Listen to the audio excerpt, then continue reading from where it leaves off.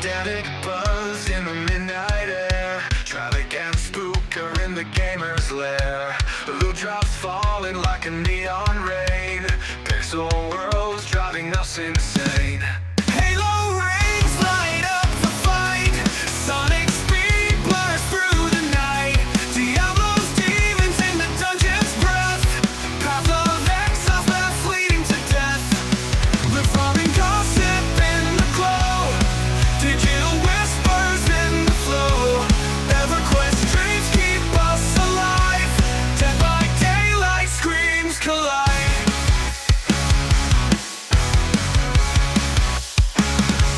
Talk of bosses grinding bones. Legends born in gaming zones. Quests that stretch beyond the frame. In this podcast we name the game. Controllers on the heartbeat song. Spookers laugh keeps the vibe strong. Traffic's words cut through the noise. Gaming tales from girls and boys. Loot farming gossip in the glow. Digital whispers in the flow. EverQuest dreams keep us alive. Dead by daylight screams collide.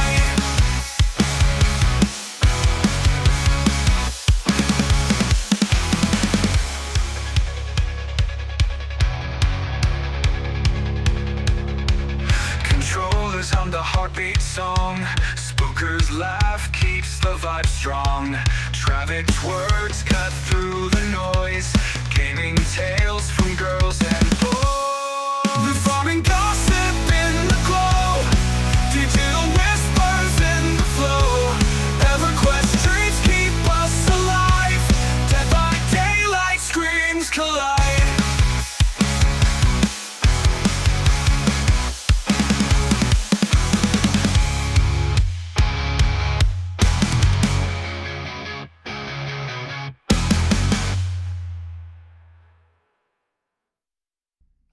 Hello, and welcome to another episode of Loot Farming and Gossip XD. You got me, Mr. Spooker, and my co-host, Mr. Travick, Hello. here to do another episode of what we love talking about, and that is the world of action RPGs.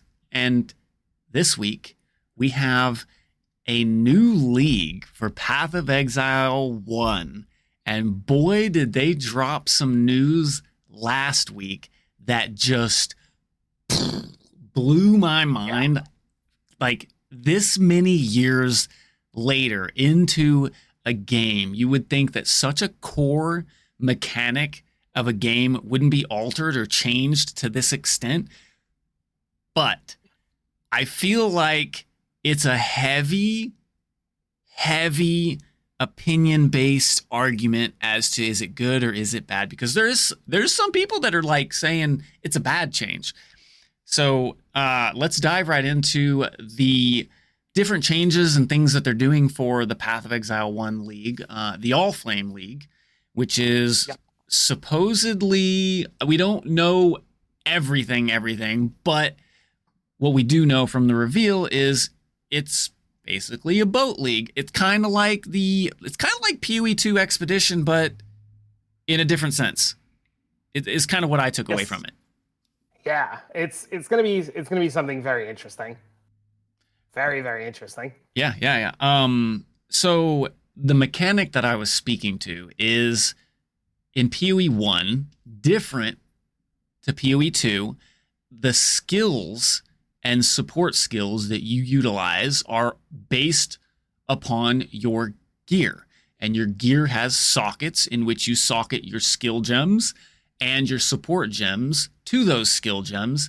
And instead of it just being a sidebar like PoE 2, where you just put your skill and then you use a jeweler's orb, whether it's a lesser, greater, or perfect, it just gives you your linked 6 socket skill gem. Well, it's technically 5 socket, right?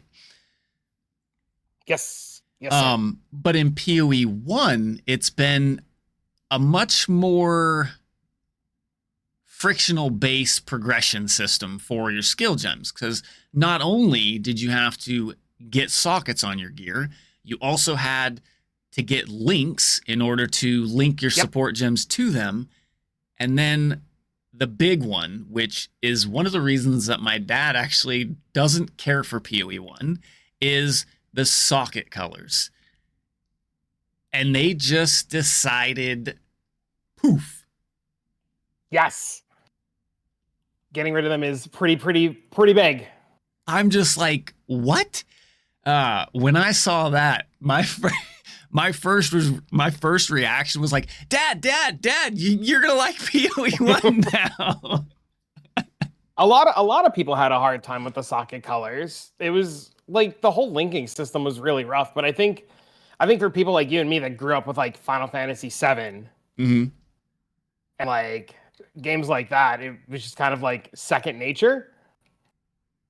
Yeah, well, I mean, no different than finding like the right socketed amounts for rune words in Diablo 2, right? You know, that's true too. You got to find the base, you got to find the right sockets. There was no real way to like alter the sockets. Like PoE 1 at least gave you a way to alter, like you could change the number of sockets, you can add or remove, link or unlink.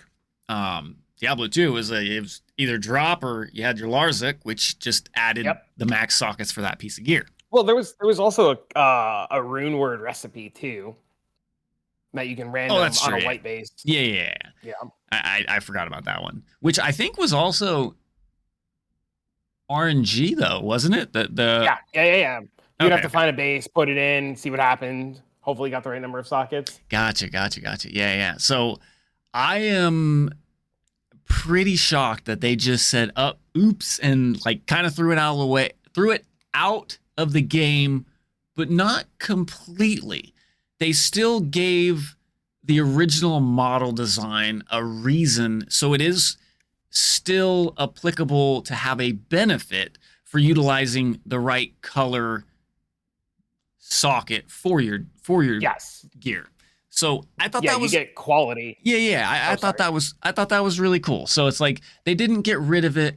And for, like you said, for the seasonal players, you know, it was just a minor nuisance for you to make that gear usable for you. But when it came to like the newer players or the players learning or new players that didn't fully understand the different amount of ways that you can go about adjusting that stuff, because there is a ton.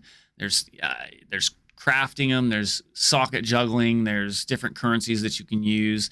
There's a bunch of different ways that you can essentially get the number of sockets and the color of sockets you want. It ended up being just having enough currency to do so. Yeah. But for the new player, it's a big turnoff, because while you're leveling, it's like, okay, well, I found this really good chess piece, we'll say, and it's got 5 sockets on it, but I can't get the colors I need for the skill I want because maybe it's not the base of the skill gems that you're using. It wasn't even 5 sockets wasn't even like the problem, because it was early as like Act 1. Like you would be playing the game and you'd need like triple green and you just couldn't get it. Yeah. Or like triple blue and you only found armor bases, and a lot of players didn't know how to adapt. So it was just like really awkward. Even for like me, like doing a league start, like the difference between like a 2-link and a 3-link in your start is just so massive. And, you know, I don't have to set up a filter anymore to scream at me if colors drop, and you don't have to think, you can just stock it. Yeah, which is, to me, a huge W for me. But there's a lot of people that I've heard saying that, you know, it kind of removes a unique aspect of the game for them, and that kind of a downer for them. But to each their own. You can't please everybody with any game. You're always going to have your likes and dislikes regardless of your player base and who you're trying to make happy.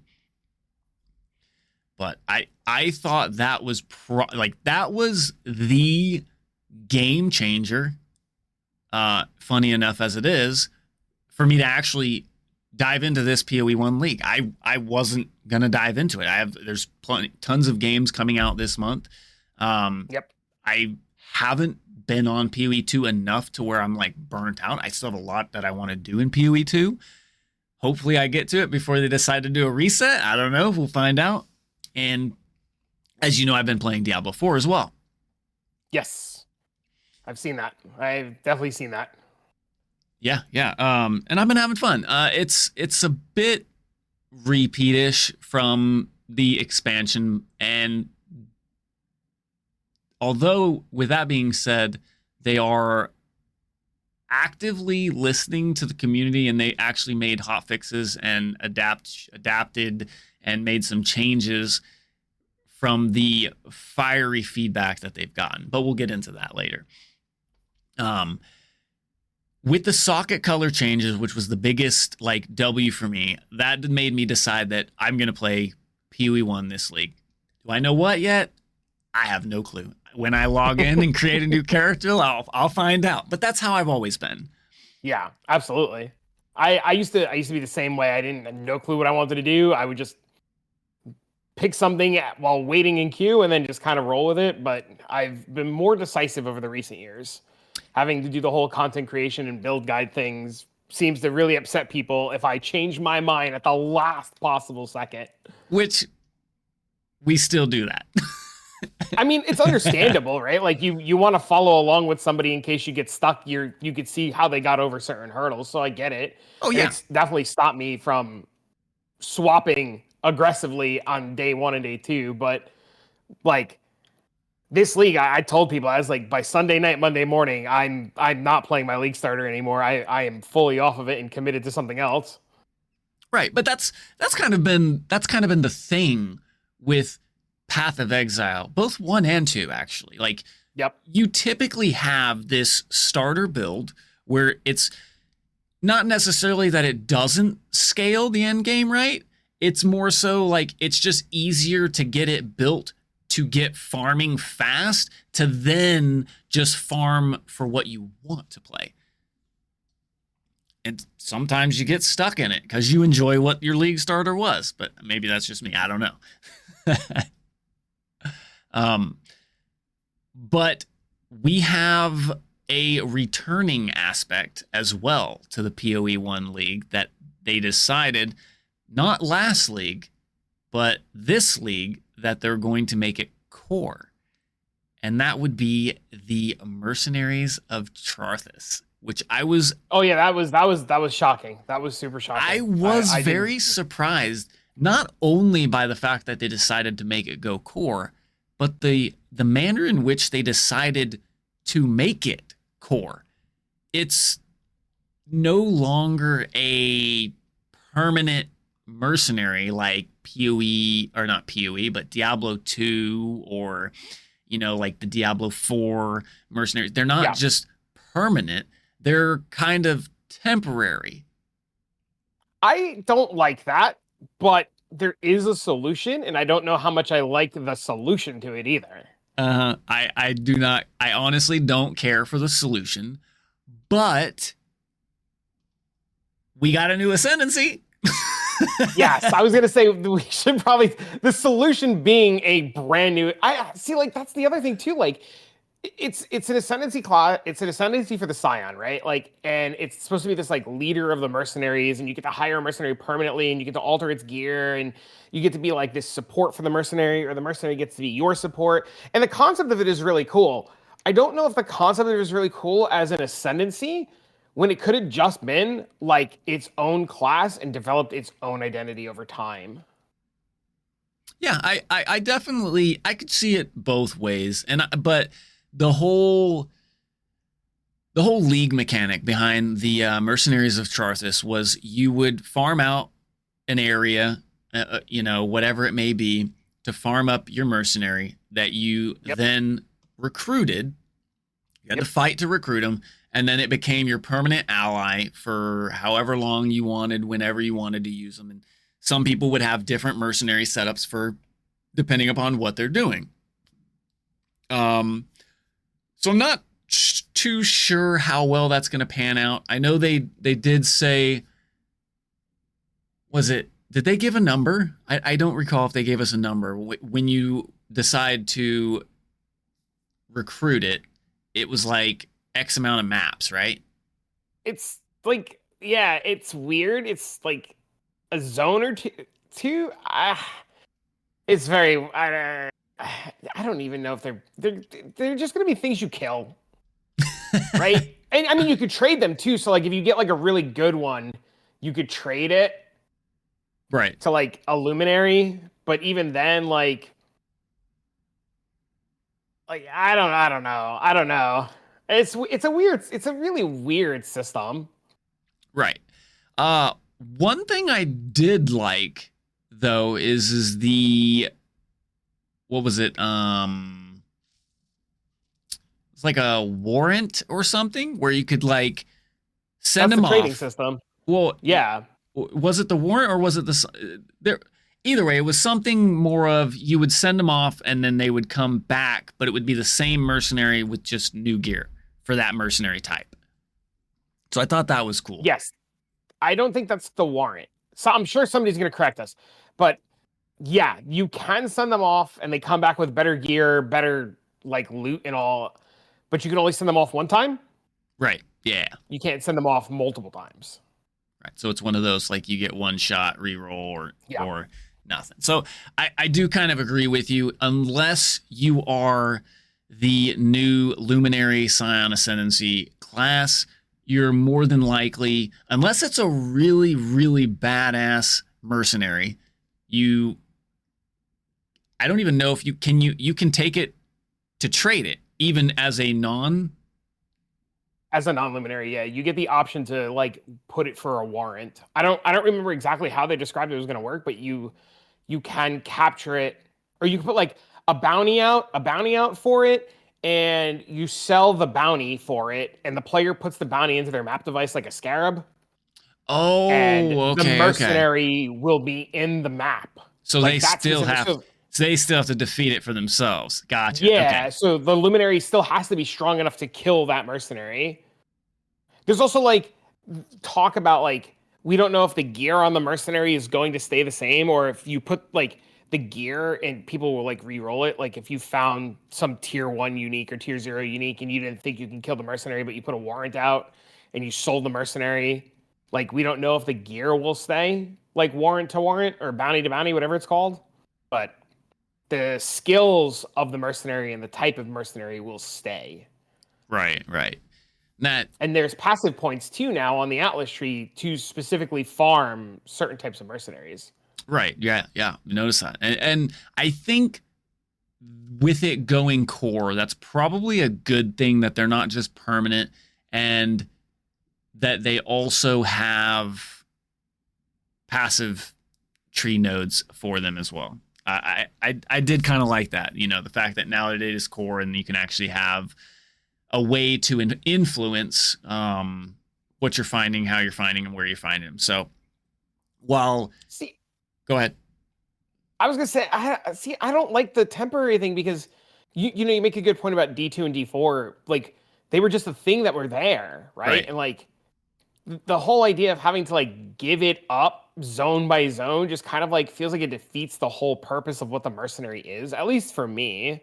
No, I completely agree. I completely agree. Straight out the gate, I don't like the temporariness, but we'll have to see how much it affects what's going on. Yep. Because to me, the whole Luminary Scion Ascendancy thing just makes me think of the sorceress Vrashta. Like, sure. What's the difference? Like, outside the fact that you kind of get to pick what mercenaries you get to use rather than you get a select few that you choose from in the skills, right?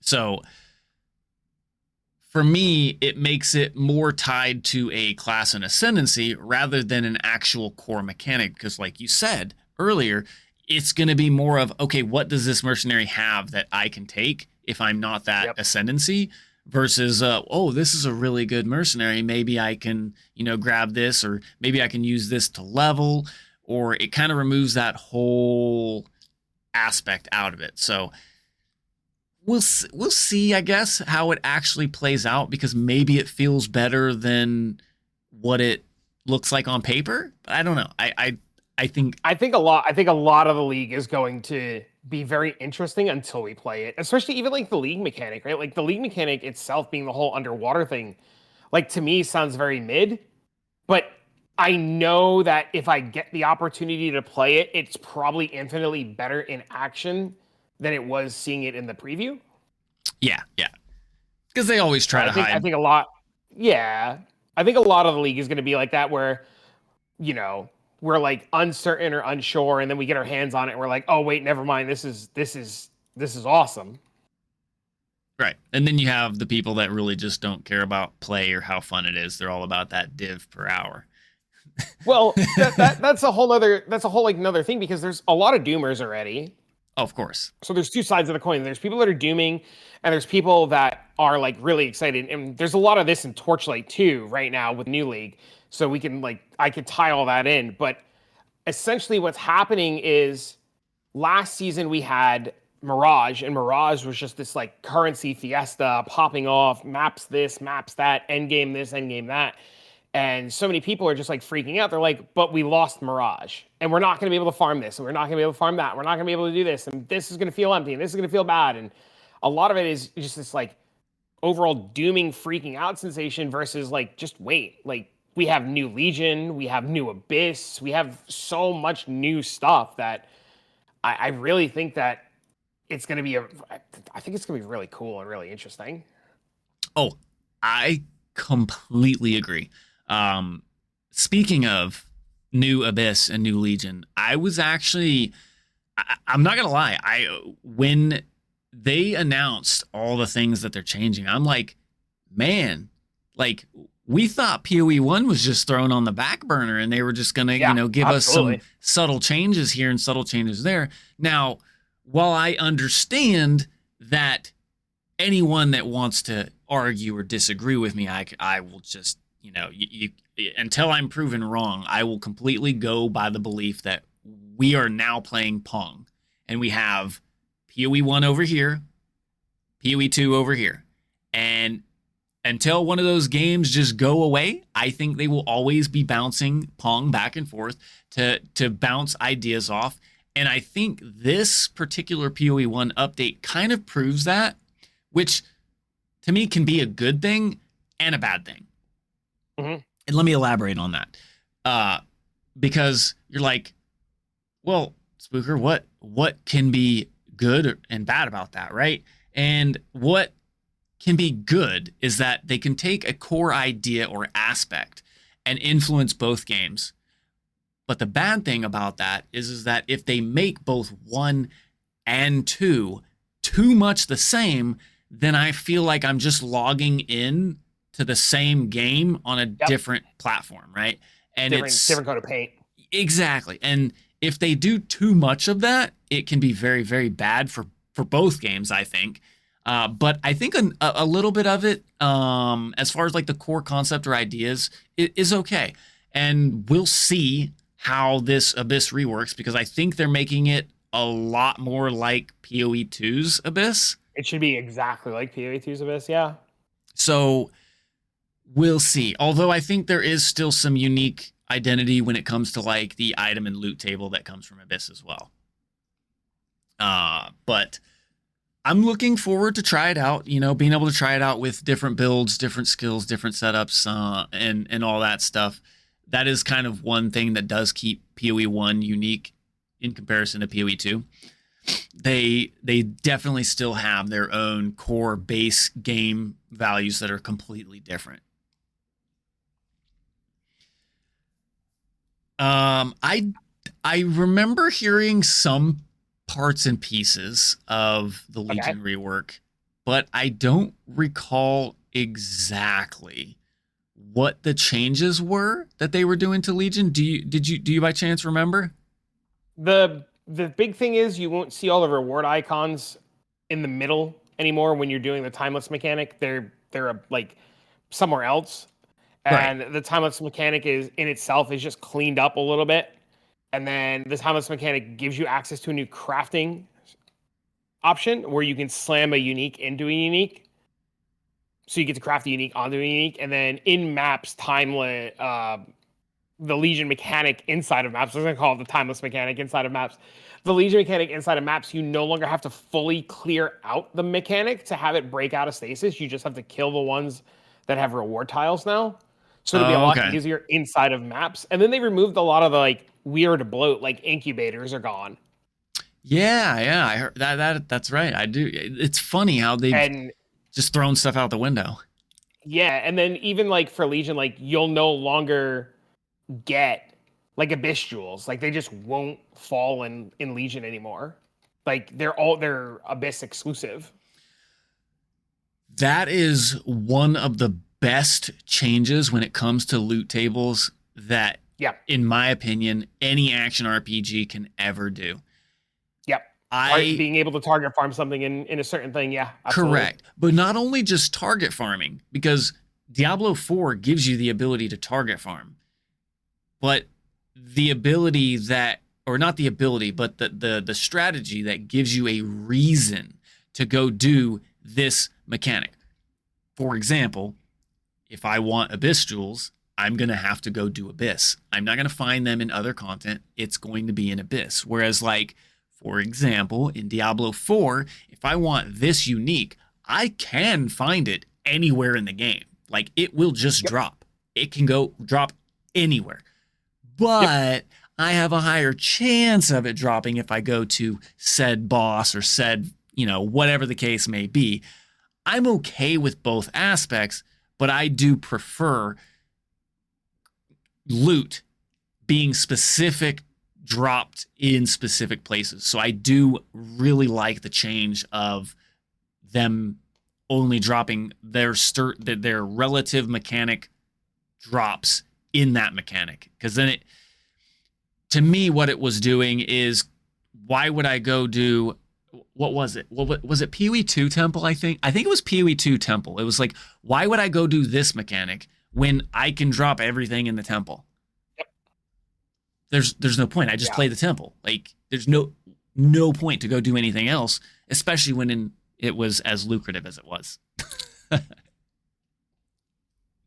I think it's also opening up a lot of doors and avenues. I know a lot of people are like, "Oh my god, every mechanic gets so much worse," but I think it makes every mechanic so much better, especially like things like blight. Like, I never wanted to see an abyss chest while I was blighting. I never wanted to see a talisman chest while I was blighting. I never wanted to see a legion chest while I was blighting. I just wanted like more currency and more blight rewards. So I think a lot of mechanics that you farm where you didn't want to see those things and you get more base rewards like currency and stuff will also benefit a lot from these changes. Like a lot.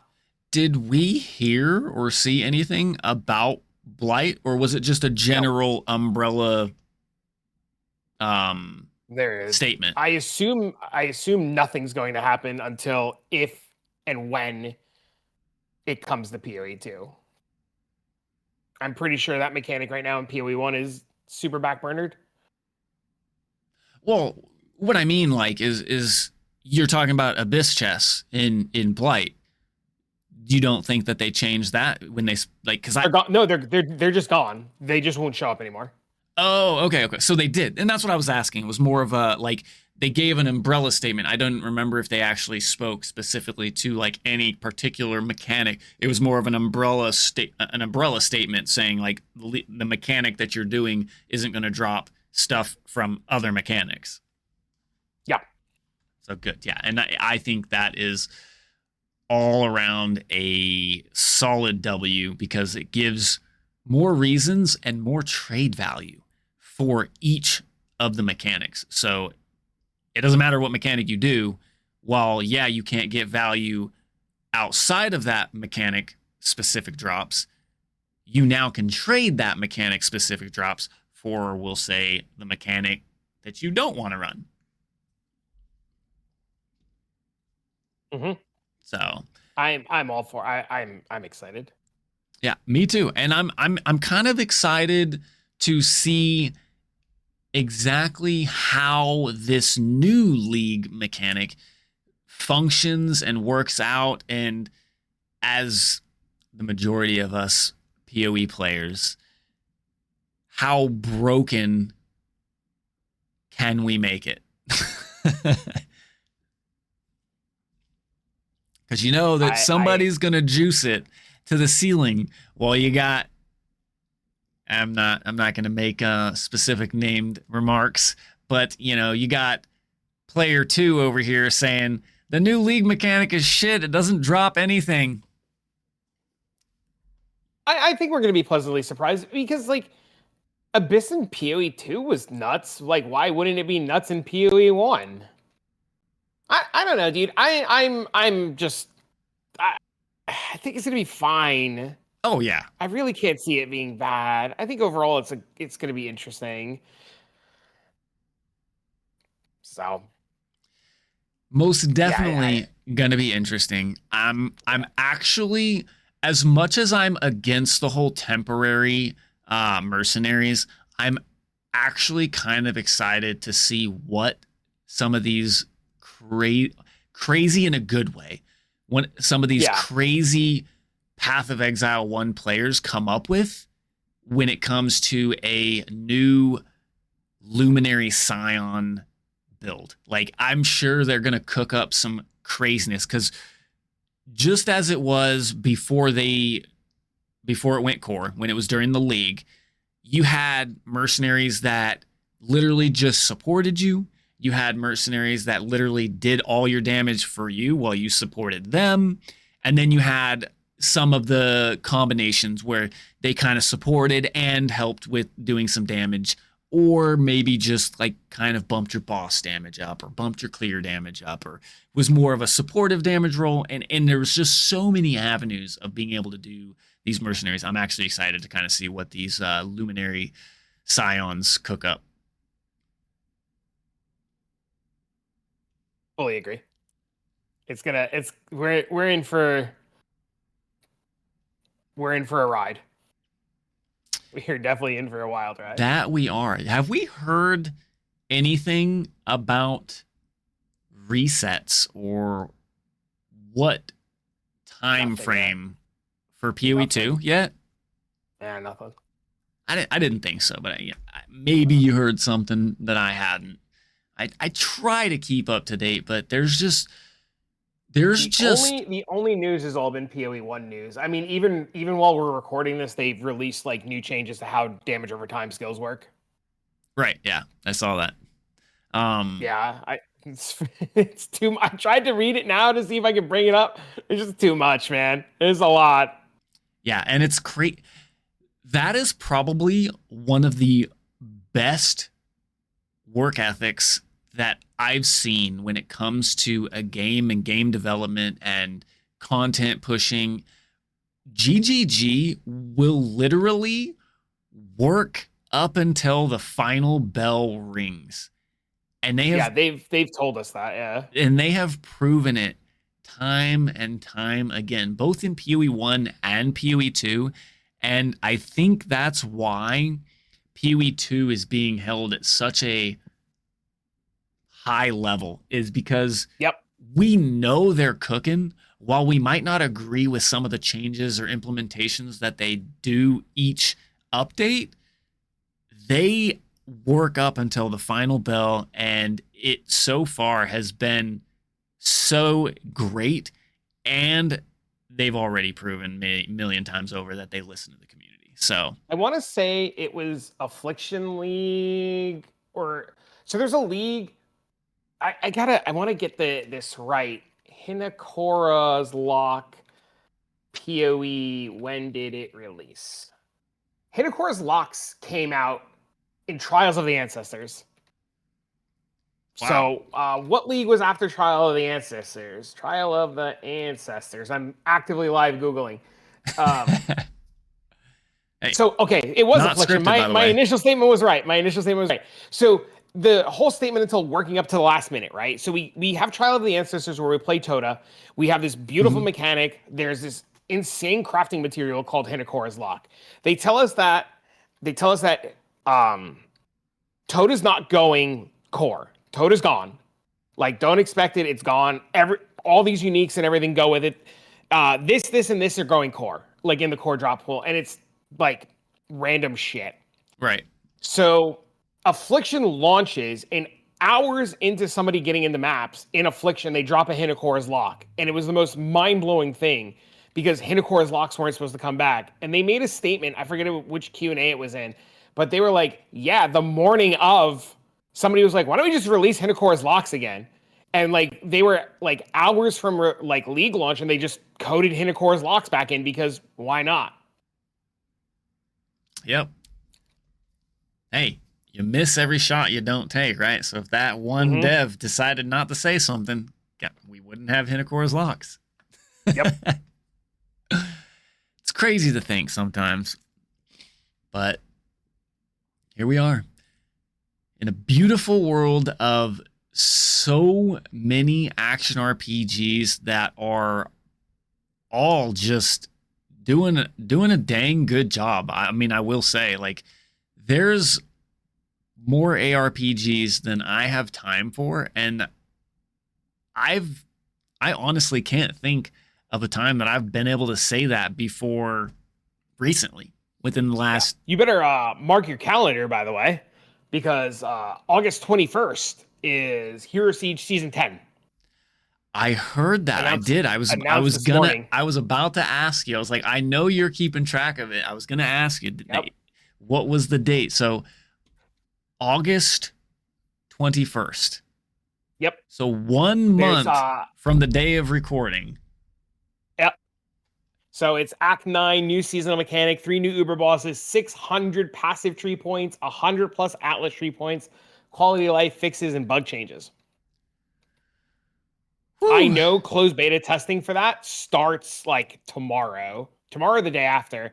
And what's really crazy is usually closed beta testing for Hero Siege is like streamers can stream it and talk about it. This season, closed beta testing is under like strict NDA.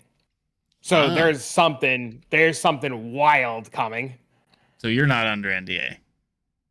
I have not received anything yet. I can openly say that I am currently not under NDA. Come in the future, I don't know if I can make that same statement or not. I'll probably still say I'm not, even though I am. But and then they'll ask me questions. I'll just be like, yeah, I don't know, dude. I don't know, dude. I'm not keeping up with it. No, I hear it. But either way, that's crazy to think that they, this is 10 seasons in, and they're this season deciding to do a whole hush hush and so they must be cooking something big. That's all I can think. Yep. Yeah, it's gonna be something. Yeah. So I haven't been playing Torchlight. Yeah. But we have a new season. Yep, that's going on right now. It's the Afterlight. Season 13, I think. Brother, I have no idea. Either way, you're enjoying the season. What did you start, and how is your seasonal progression going so far? I like the season a lot. There's a lot of people that don't like the season. It's like a big controversial topic. Some people, funny enough, have called it the Calandra of TLI, and I tell them that they're dumb because I think it's fun. Right. I am currently playing Rayhan, which is like kind of like a barbarian. Think about like a barbarian or a warrior. Okay. And I'm playing Flame Slash, which in Path of Exile terms would be Lightning Strike with Nimbus. But fire instead of lightning. Yeah, but fire. Okay. Yeah, but fire. Cool. So my character hits the ground very rapidly.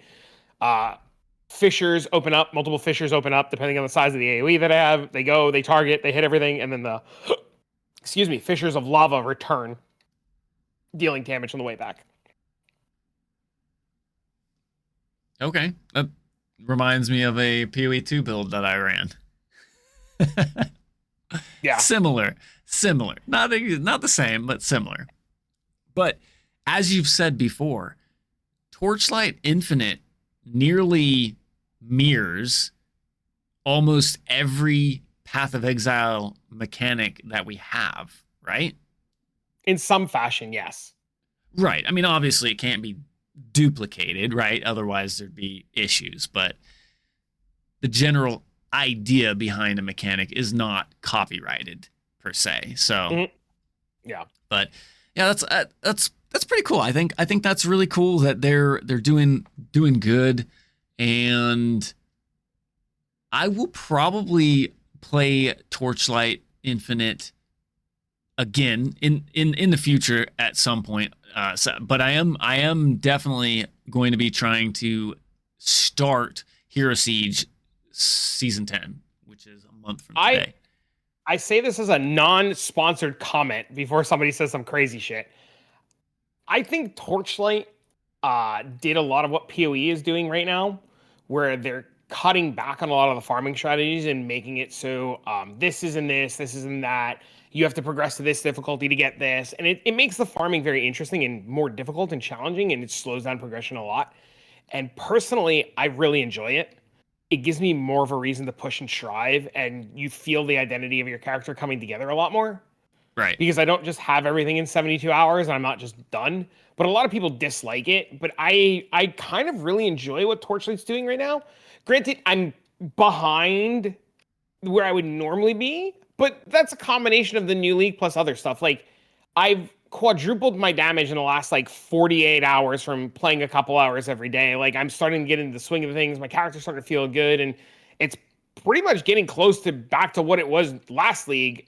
I think a lot of people just didn't give it an open mind or open view. Yeah, I think that's a big issue when it comes to any action RPG, though. When they launch an update, may it not be in the perfect world launch, but generally, for example, a big example here would be PoE 2 Temple. When PoE 2 Temple launched, everybody was like, the Temple sucks. It's not that good. It's not that great. Yep. Some people were farming it and be like, okay, it's decent. It's getting me by. And then you have these, I don't even know what to call them, but these brilliant people that are doing this crazy strat that are literally getting them, I want to say some people were farming multiple mirrors a day, if not way more than that. It might have been way higher than that, up to a mirror more an hour. I don't remember. I just know it was. Oh, that's a little crazy. That's a little crazy. It was a little crazy. I know it was crazy, but that's what I'm saying though. It was a crazy amount of currency that was just like, well, what the heck are all these other guys doing that you're not? I say it like this. I say the economy is very telling, right? So Torchlight's got a really good example. There's a season mechanic. Like, the season mechanic right now has a scarab or a compass. It's called a compass in Torchlight. Right. And it started very cheap. Everybody's like, oh my God, it's not good. It's bad. And the cost of the compass was going down. Right? Right. Now, you can visually watch the cost of the compass start to rise. Mm-hmm. And why is it going up? The question nobody's asking, why is it going up? Who figured what out? What is out there? But instead, everybody's like, oh my God, it's bad. Oh my God, this. Oh my God, it sucks. Oh my God, how do you like this? But that's fine. But why is this one thing getting more expensive? Why can I now make profit when this drops? Why? And I think a lot of people miss things like that in the economy, and they don't notice. And it's really telling when something spikes out of control, or doesn't even spike out of control, but starts having an uptick. Why is it upticking? What happened? Yeah, exactly. I experienced this in the most recent PoE 2 update. I don't remember. For the life of me, cannot remember which tablet it was. I had a bunch of tablets, and I was like, okay, these are cheap. These are cheap. These are cheap. These are cheap. Okay, I'll just keep these. And I want to say it was less than 24 hours later. I went back and I got some more tablets, and I did some price checking, and I price checked, this tablet that was a 4-mod rare tablet, and it was very similar to 10 other tablets I had, and it was 1 divine. I'm like, what? Why is this 1 divine all of a sudden? And then I price checked all the ones in my inventory, and it was 2 divine, 3 divine, 4 divine, and I was just like, what? Okay. Let me do some more research and figure out why these went from 1 chaos orb or 20 exalts to 1 plus divine, and then boom, it's okay, now I understand why, because you use these tablets and boom, you're making buku money. And like you said, all it takes is just paying attention to some of these market trends, and And instead of just saying, why, figure out, go out and be proactive and figure out why is this going up? Because obviously it's worth something if the price is going up in the economy. Fully agree. Yep, and I think a lot of people fail to realize that aspect when it comes to farming or making currency, or are you doing good versus are you behind, are you ahead? And it's just you just got to play the game, and you got to pay attention to these small keys that will tell you, like those tablets. Now I know that that set of tablet were lucrative, so did I sell them? No. Should I have? Maybe. I ran them. I used them. I used the strat that they were talking about. And like you said, it was funny because I was actually watching when I was at work this time. You had I had made a comment about how much is your build worth at some point, right? And you did the math and you were like, yeah, somewhere around, I think it was like 2.5K divine. And I was like, oh, cool, I'm almost there. I'm sitting at about, 2,000 divine. And I just saw your facial reaction, and it was just, it was so genuine to me, because you were like, wait, that's not the spooker currency I know. And I was like, well, I've taken some advice, and then, I was selling all my junk instead of hanging on to a lot of it. So it was like one div here, one div there, and then good. Two, I paid attention to the market and figured out why these tablets were lucrative, and I ran them. I think some of them were Abyss, and then I think the others were big purple Breach. Couldn't think of the name for that. So it was just a matter of running them and using the strats and stacking the correct tablets, and utilizing that knowledge that's out there that people just refuse to do. But it's true. All in all, you pay attention to some things and you'll learn, and you won't be behind, as some people would call it. But I'm glad you're liking the Torchlight League. It's fun to watch, but as I said, I just have so much that I got going on. It's like at work today. The only thing I could think of is what I was doing. Actively, when I shouldn't be at work, I should be working my work, but I was doing stuff outside my work. Like on my phone and Discord, setting up certain parameters and stuff for things that I'm doing behind the scenes. So it's been fun. I enjoy it. I've never once, and I can say this truly, I've never once been doing something that wasn't gaming related. And well, I mean, it is gaming related, but been doing something where all I can think about is at work, and all it really is more work. It's like, that's not a bad thing. No, it just means that I am enjoying what I'm doing, and I think it's cool that it's not just playing a video game, and it's kind of mind-boggling to me. But it's cool. We already went over Hero Siege. Launches next month, season 10. I think we've talked a lot about Diablo 4, but I did kind of want to go back and touch just a little bit on it. This is probably going to be a little bit of a shorter episode, because we've pretty much covered the majority of all the new stuff that's going on. But I did want to note that as much of D4 is not much different, we kind of covered this in the last episode, where D4 is a new season, but it's a recycled mechanic, and the new mythics was kind of like, But I will say, I have to give props to Blizzard where they're deserved. Well, I'll probably get a bunch of lashback for saying this. I think they're doing a good job at listening to the community for once.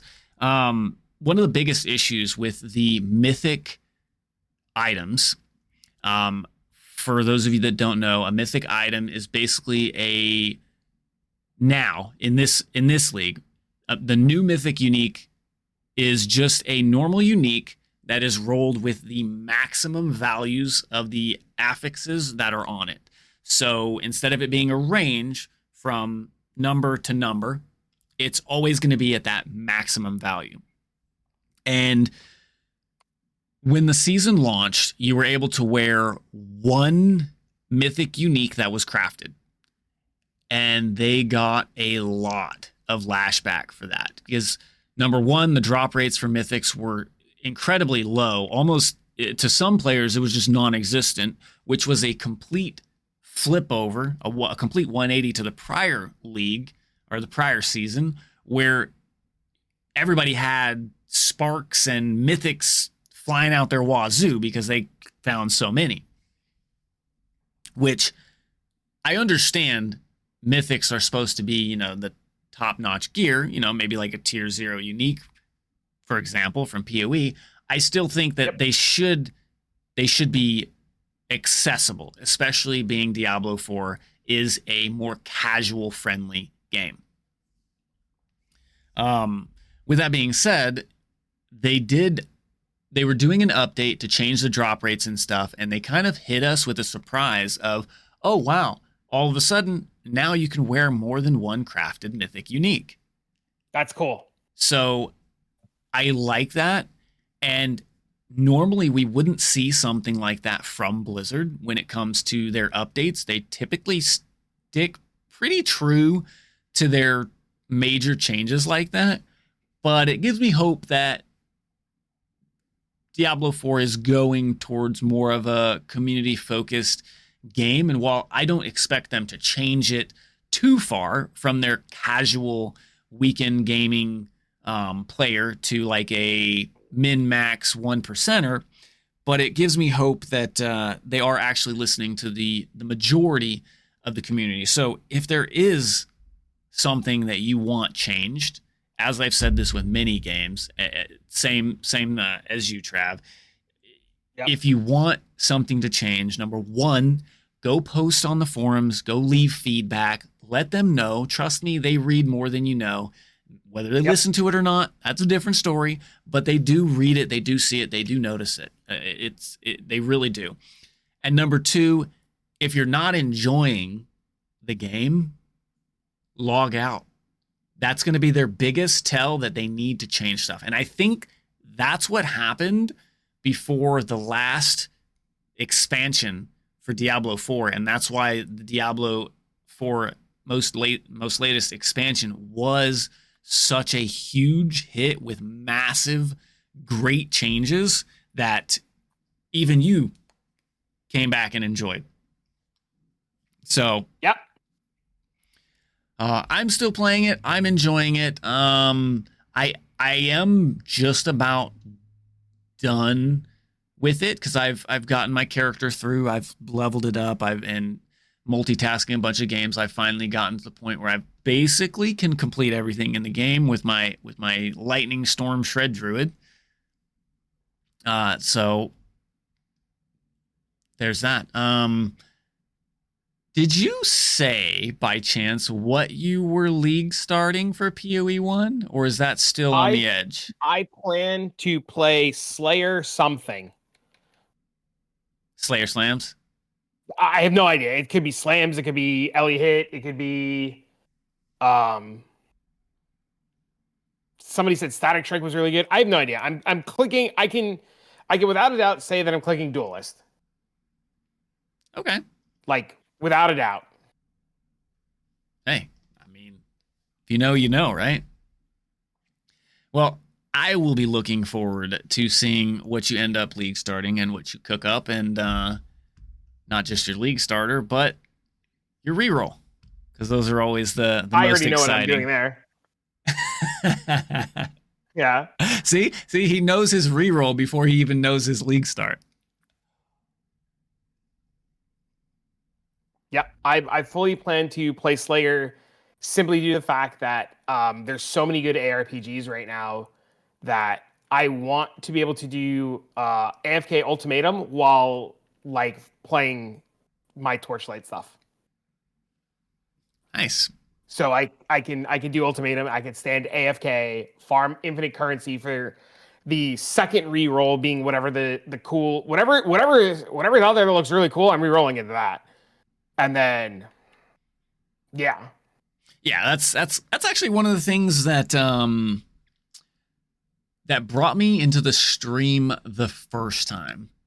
I don't remember if it was an actual stream or if it was a video that I saw because that was recommended because of another video. I don't remember which, but it was, I don't remember what it was, but it was some crazy shenanigans build that you had like disclaimers all over your screen saying this is bait, don't do this, don't copy me. If you copy me, you're copying at your own risk. I'm not fixing your build. I can't help you. This is mine. I don't know what I'm doing yet. I remember seeing those all over the screen, and I thought that it was really cool because you were putting together something unique that not many other players were doing, and you were trying it before you even knew whether or not it would work.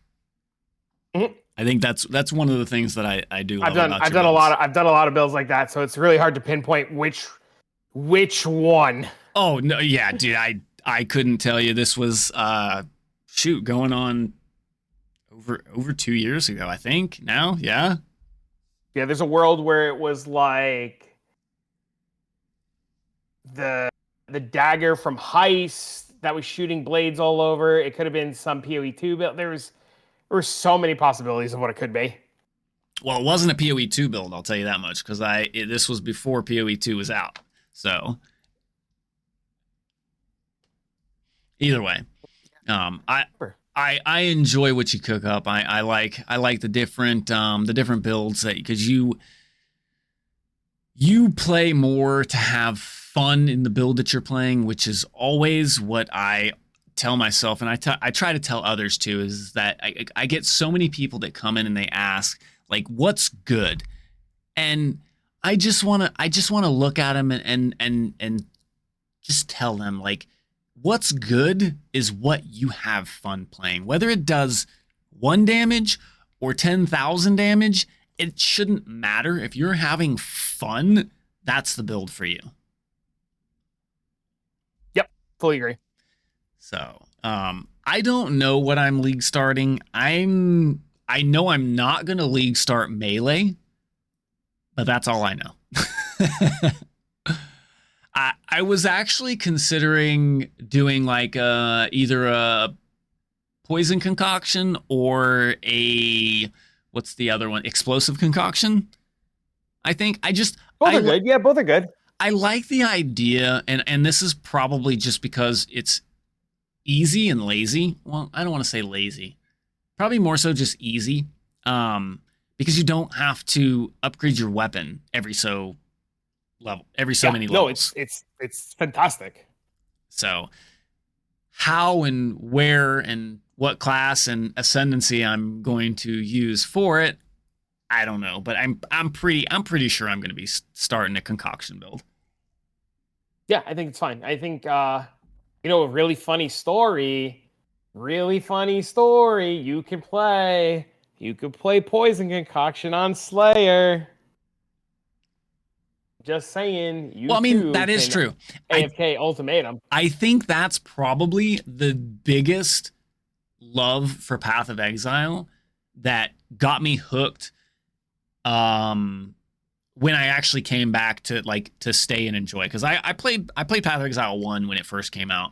I played it for I don't remember how long, but I played it for a while, and then I was like, okay, maybe this isn't for me. I'm not really that great. Then I came back, I tried it again, same thing. And then the third time I came back, it was actually due to a multitude of things, but I had content creators like you that were dumbing it down and breaking it into bite-sized chunks to where I could not necessarily learn everything, but learn enough to where I could actually get to farming the later stages of the game, which then I got hooked. And what hooked me the most was learning that you can literally do anything when it comes to like any skill on any class in Ascendancy. It's just a matter of how you have to make it work with what gear and what items that you put together to make that skill gem work for that class or that Ascendancy. Yep. So, and I think that's probably one of the most valuable assets that Path of Exile has for me, of course. But I'm excited to try out the new league mechanic it's Friday, right? Yep, this Friday. Do you know what time? No. I knew. I can never remember if it's evening or early when it comes to, because I'm pretty sure they start on Saturday, right? There's a Saturday morning when they start the league. 3 o'clock. I think it's 3 o'clock Eastern. It's in 2 days and 20 hours and 44 minutes right now. So 4 hours behind 7 o'clock. So yeah, it starts at 3 o'clock Eastern. Okay.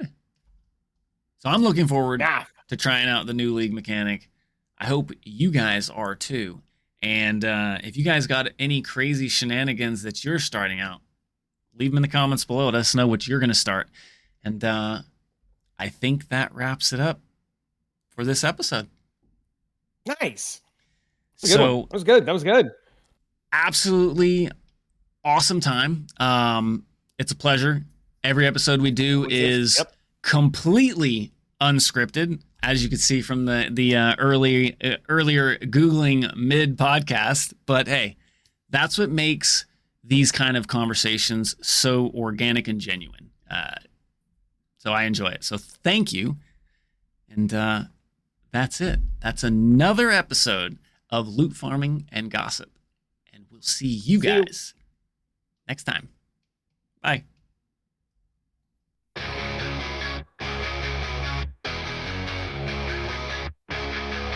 Static buzz in the midnight air. Travagant spooker in the gamer's lair. Loot drops falling like a neon rain. Pixel worlds driving us insane. Halo rings light up the fight. Sonic speed blurs through the night. Diablo's demons in the dungeon's breath. Path of Exile paths leading to death. Live farming gossip in the glow. Digital whispers in the flow. EverQuest dreams keep us alive. Dead by daylight screams collide.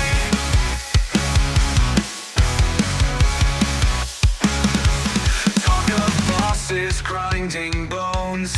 Legends born in gaming zones. Quests that stretch beyond the frame. In this podcast we name the game. Controllers on the heartbeat song. Spookers laugh keeps the vibe strong. Traffic's words cut through the noise. Gaming tales from girls and boys. Loot farming gossip in the glow. Digital whispers in the flow. EverQuest dreams keep us alive. Dead by daylight screams collide.